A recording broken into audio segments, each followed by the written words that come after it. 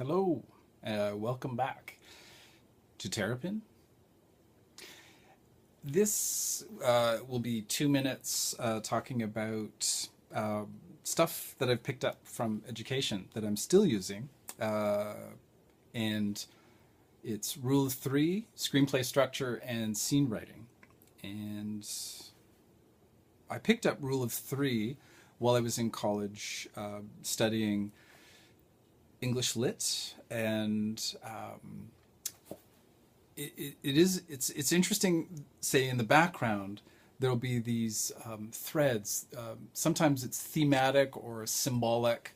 There'll be, say, a hat, a purple hat that somebody's wearing, and then a little while later, the purple hat will blow off and get lost, and then a little while later, the purple hat will be worn by somebody else, and there might be some kind of comedic fight or something. But that would be an example of rule of three. And I've noticed it mostly during rewriting. I'll find these opportunities along the way for repetition. Why repetition, Moss? It's pleasing. There's something pleasing. I think it has something to do with, say, the music of it, the musicality. In music, it's called leitmotif, where you have these repetitions that are occurring. In literature, rule of three. While I was in college taking creative writing classes, it was pointed out to me that my structure needed work, and I knew it did.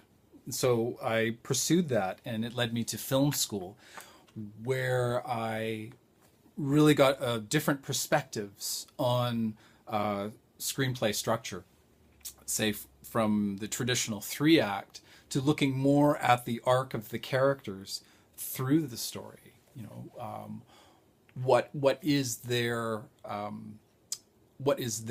personal story? Yes, and so from that, my go-to currently is "My Story Can Beat Up Your Story" by Jeffrey Allen Sketcher. So here we have it, and it is for me. It's my current go-to because it has different perspectives. It's not just sort of one way of looking at it, and so it gives me options.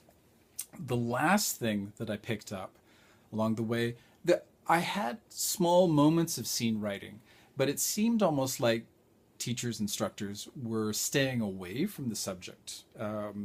It just didn't get covered enough, at least for me. And so digging around in libraries after education was over, I found for myself, I kept coming back to this idea that a scene is a small three-act structure. And say you could take something like this and apply it to your scene in great detail, fine-tuning it if it's necessary, say for depth or say the subtext. And that's another one that could really do with some work as subtext. I never get enough of talking about subtext. Anyways, that's it for my treasure from education. Please let me know what you've picked up along the way, and share.